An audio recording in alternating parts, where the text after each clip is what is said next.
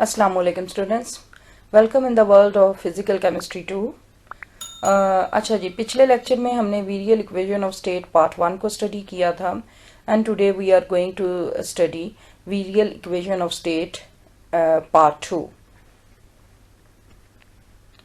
अच्छा जी, तो पिछले लेक्चर में जहाँ से हमने छोड़ा था हम वहीं से शुरू करते हैं।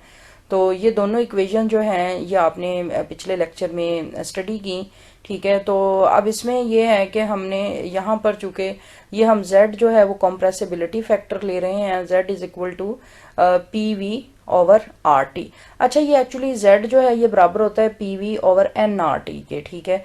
तो हम ये अज्यूम करते हैं n जो नंबर ऑफ मोल्स हैं दिस इज इक्वल टू 1 मोल। अब जब नंबर ऑफ मोल को हम 1 के बराबर लेंगे तो यहाँ से जो r के शुरू में n आना था, जाहिर है अगर यहाँ पर 1 लगाएंगे तो उसका कोई मतलब नहीं है। तो इसलिए हम यहाँ पर सिंपली हमारे पास n की जगह जब 1 और उसको हम निगलेक्ट कर देंगे आर टी रह जाएगा। तो z is equal to P V upon R T के बराबर, ठीक है। और ये आर टी जो है this is equal to 1 plus a series of the correction terms up to infinity. अब चूंकि हम n को चूंकि यहाँ पर 1 मोल के बराबर ले रहे हैं तो ये जो v नीचे डिनोमिनेटर में है उसी निस्बत से हम इसको भी Vm कंसिडर करेंगे, which means molar volume, that is the volume occupied by 1 mole of the gas molecules, ठीक है। तो अच्छा, अब इस इक्वेशन को हम कैसे सिंप्लीफाई कर सकते हैं कि यहाँ से ये वाला टर्म जो है हम हटा दें सिंपली और z को हम बराबर कर दें, z is equal to 1 plus b over we m plus c over V M square plus d over we m cube plus so on plus infinity.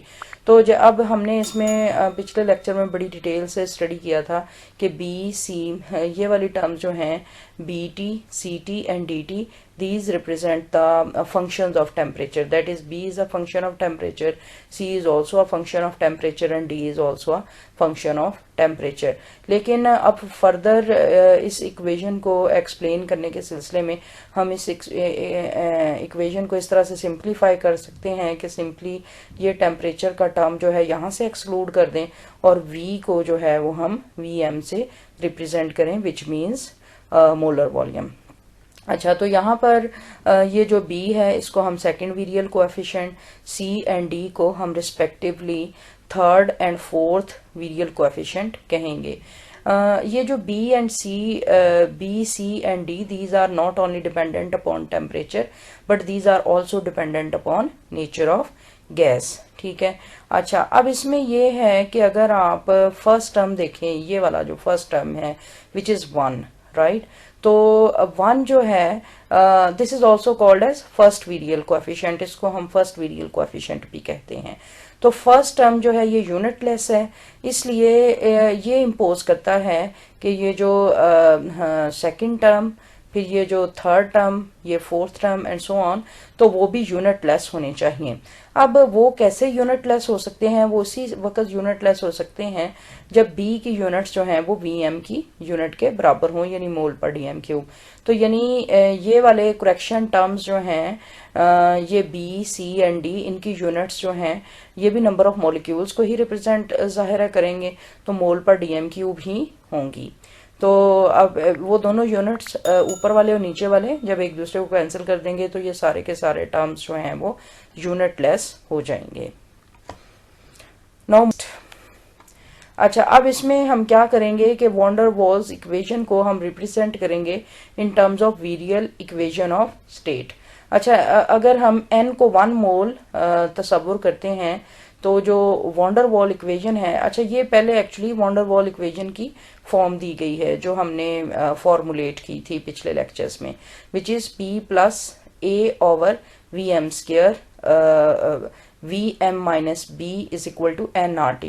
So if we take n is equal to 1, then this equation will become p plus a over Vm square V M minus B, this is equal to R T, right. अच्छा, अब हम जो है इस तरह अगर करें कि ये वाला फैक्टर जो है वी एम माइनस बी, इसको इस साइड पे लेके आए, तो उसकी जो नई फॉर्म आएगी P plus A over we M square, this is equal to R T over we M minus B. तो इस तरह से ये वाला आर टी के नीचे आ जाएगा, राइट। अब हम क्या करते हैं कि यहाँ पर से हमने पी की वैल्यू निकालनी है, राइट। तो P हम सिर्फ इधर रहने देंगे और ये वाला टर्म भी इस साइड पे चला जाएगा। So this is again very easy and straightforward mathematical portion, R T over we M minus B, और ये यहाँ पर प्लस है तो इधर आके ये माइनस हो जाएगा, minus A over we M square, and this is referred as equation 2। इसको हम इक्वेशन 2 कहेंगे, ठीक है। अब हमें पता है कि ये जो कंप्रेसिबिलिटी फैक्टर है, this is equal z is equal to P V M over R T. अब यहाँ पर पीछे जो है z को मैंने सिंपली पी वी के बराबर लिखा था, लेकिन चूंकि अब हमने वॉल्यूम को इक्वल तस्वुर किया है मोलर वॉल्यूम के, तो इसलिए वो फिर यहाँ पर वी एम लग जाएगा। तो उसके मुताबिक 1 मोल के लिए z जो है ये बराबर आएगा P V M over R T के। तो दिस इज इक्वेशन नंबर 3।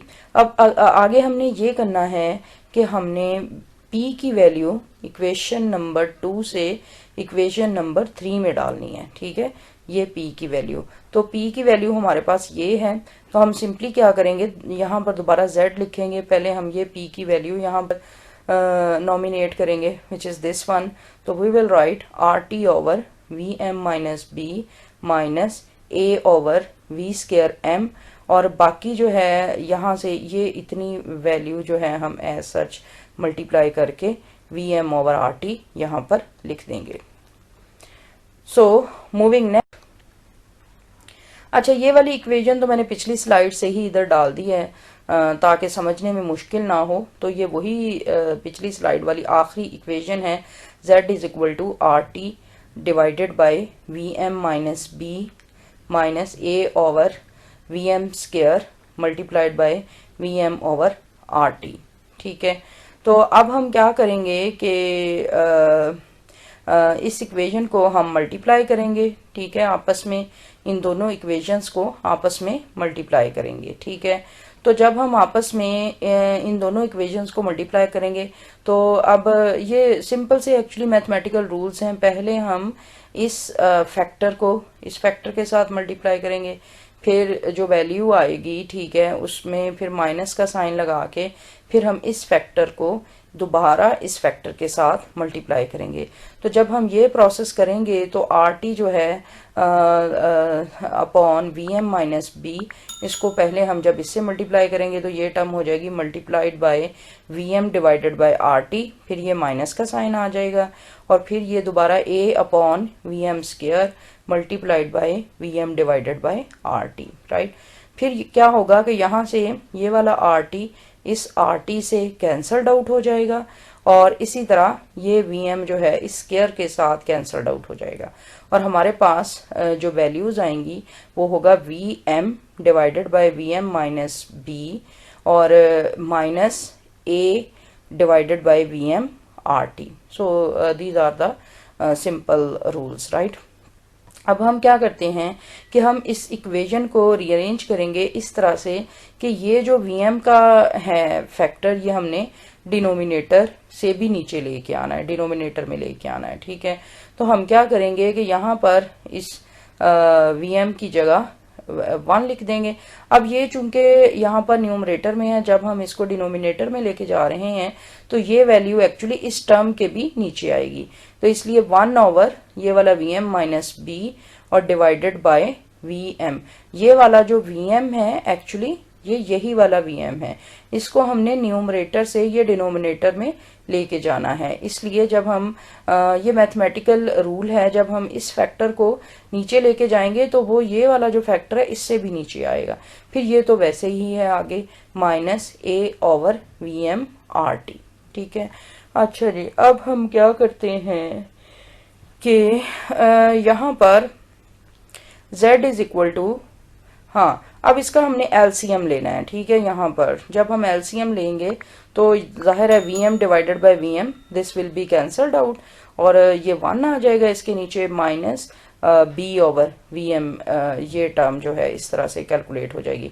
तो ये ओवरऑल ये फैक्टर बन जाएगा 1 divided by 1 minus B over we M minus A over we M R T.